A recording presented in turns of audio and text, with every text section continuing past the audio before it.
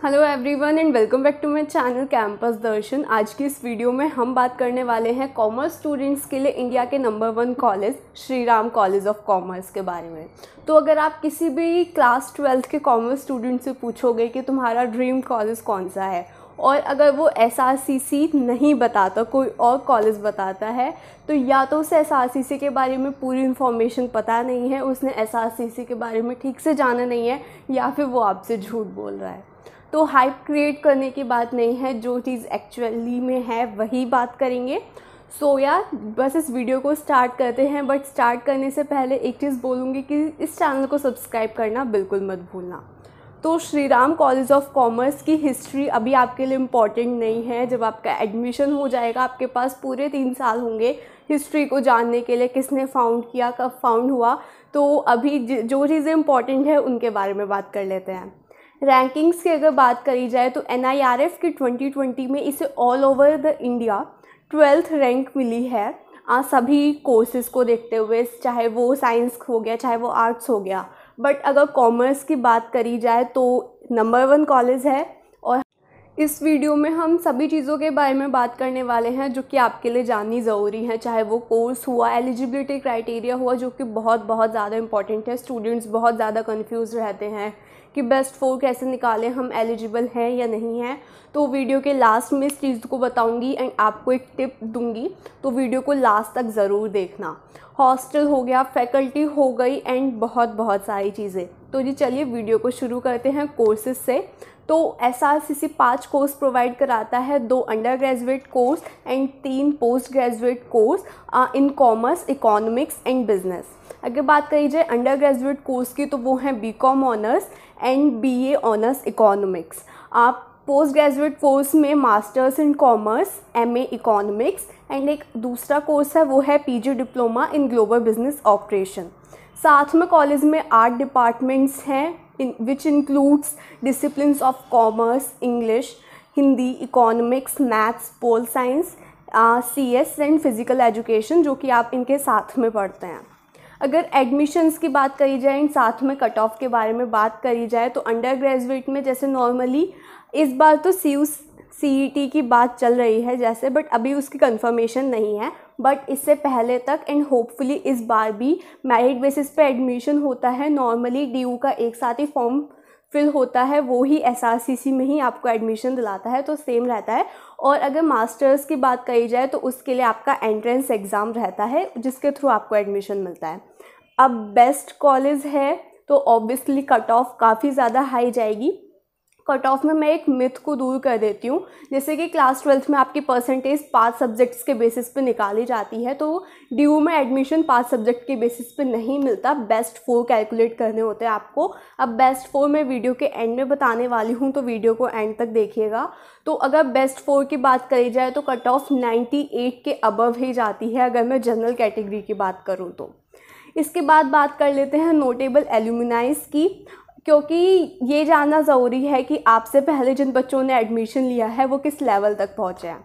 तो अगर मैं सभी को बताने लगी तो लिस्ट काफ़ी ज़्यादा लंबी हो जाएगी। आपको स्क्रीन पे भी मेंशन है, मिस्टर अरुण जेटली जी, रजत शर्मा हैं, जस्टिस अर्जुन कुमार सिकरी जी हैं। अगर गेस्ट स्पीकर्स की एंड विजिटर्स की बात करूं जो कि कॉलेज में आते रहते हैं या फिर आए हैं, तो वो हैं लेट डॉक्टर अब्दुल कलाम आज़ाद जी हो गए, हमारे प्रणब मुखर्जी जी, और PM मोदी और सुंदर पिचाई, जिन सभी के बारे में आप लोग जानते हैं। अगर फैकल्टी की बात करी जाए कॉलेज की, तो कॉलेज और क्राउड के बारे में बात करी जाए तो कॉलेज ये बात बहुत ज़्यादा प्राउडली बोलता है कि SRCC इंडिया की जो क्रीमी लेयर है, जो बेस्ट 1% बच्चा है, जो टॉपर 1% बच्चा है, उसे पढ़ाता है। तो क्राउड बहुत ज़्यादा अच्छा है। SRCC की वेबसाइट पर बहुत ज़्यादा प्राउडली लिखा हुआ है, जो कि बात बिल्कुल सही है, क्योंकि 98% के अबव आपकी कट ऑफ जा रही है, तो क्राउड बहुत ज़्यादा अच्छा आता है।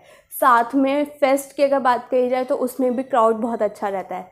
फैकल्टी DU के मोस्टली सभी कॉलेजेस की काफ़ी अच्छी है। एसआरसीसी की भी फैकल्टी बहुत अच्छी है। सभी टीचर्स हाईली क्वालिफाइड हैं। इन क्वालिफाइड से ज़्यादा एक्सपीरियंस मैटर करता है, वो कैसे पढ़ाते हैं। सो एकेडमिक्स के मामले में SRCC is number 1 college in India for commerce students.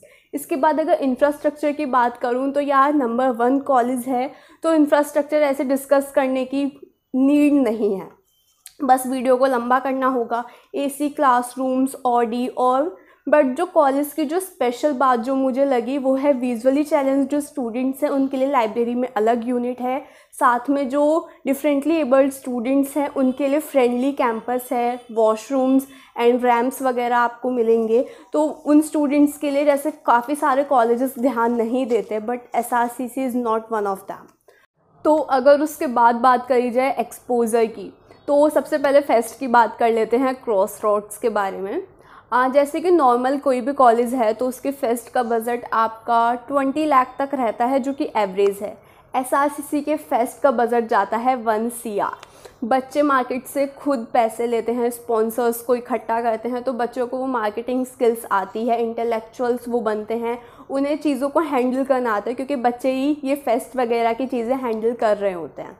तो फेस्ट बहुत अच्छा होता है एसआरसीसी के बच्चों, मतलब हर चीज़ में। अगर सोसाइटीज़ की बात करी जाए तो काफ़ी सारी सोसाइटीज़ हैं, डिबेट हो गया, डांस हो गया, हिंदी साहित्य सोसाइटी है, और जैसे कि कॉमर्स का कॉलेज है तो कॉमर्स से रिलेटेड भी काफ़ी सारी सोसाइटीज़ हैं आपकी। एनएसएस हो गई, फाइनेंस एंड इन्वेस्टमेंट सेल हो गई आपकी, कुतुंब हो गई, इंग्लिश लिटरेचर सेल हो गया आपका।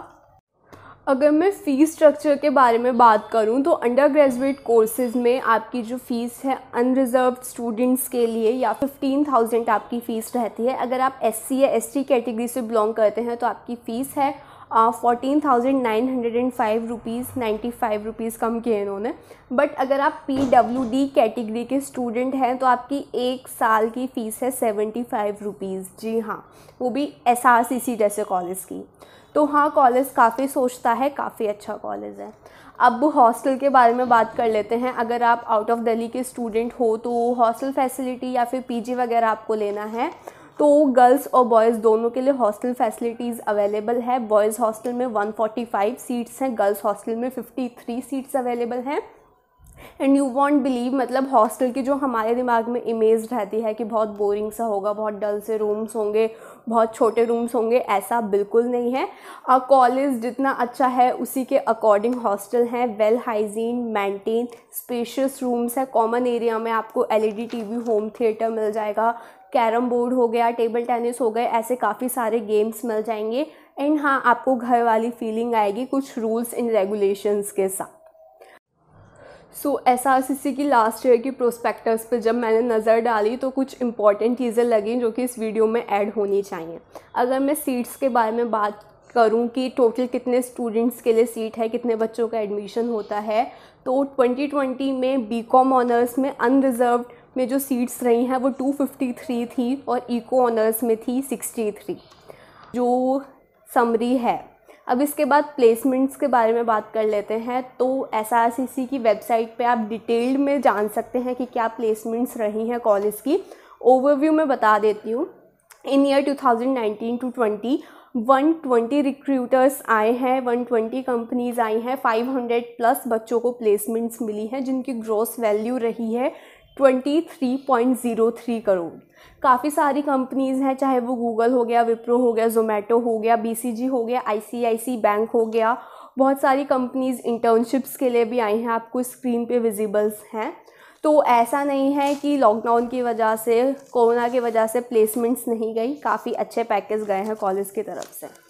अब बात कर लेते हैं, नंबर 1 कॉलेज है, आपने जान लिए सारे के सारे रीजंस, क्योंकि एक्सपोजर बहुत अच्छा है, एकेडमिक्स के मामले में बहुत अच्छा है, फ़ीस स्ट्रक्चर जान लिया हमने, एंड आपको कितनी मेहनत करनी है वो जान ली।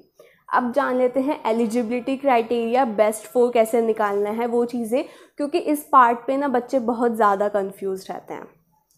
तो पहले कोर्स वाइज है। बीकॉम ऑनर्स की बात करूं तो बस ये 6 पॉइंट्स याद करने हैं, आपको याद भी नहीं करने, बस ये 6 पॉइंट समझने हैं, इनसे अलग और कुछ नहीं है। तो नंबर 1 ये है कि जो भी आपका क्वालिफाइंग एग्ज़ाम है, मोस्टली जो क्लास 12th जो है उसमें आपका एग्रीगेट 45% होना चाहिए। तो वो तो ऑब्वियसली अगर आप इंडिया के नंबर 1 कॉलेज में, जो कि कॉमर्स के लिए नंबर 1 कॉलेज है, उसमें एडमिशन लेने की सोच रहे हो तो इतना एग्रीगेट आपका बनता है। सेकंड जो आपका पॉइंट है कि आपने मैथमेटिक्स या फिर बिजनेस मैथमेटिक्स या फिर कोई इक्विवेलेंट सब्जेक्ट जो कि मैथमेटिक्स के लिए है, ये आपको प्रोस्पेक्टस में वेबसाइट पे मेंशन है कि इक्विवेलेंट सब्जेक्ट्स कौन कौन से हो सकते हैं। अगर आप किसी और बोर्ड से हो तो वो आपने पढ़ा हुआ हो एंड आप उसमें पास हुए हो इन क्लास 12। आपको 2 बातें और समझनी है, 3 बातें और समझनी है।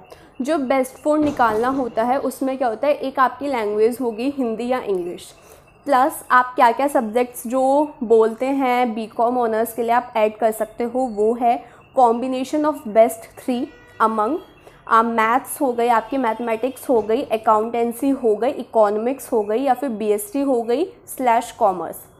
तो इनमें से, इन चारों में से आप जो 3 आपके बेस्ट सब्जेक्ट हैं उनके मार्क्स को ऐड कर सकते हो। अब 2 पॉइंट्स हैं जिनका आपको ध्यान रखना है।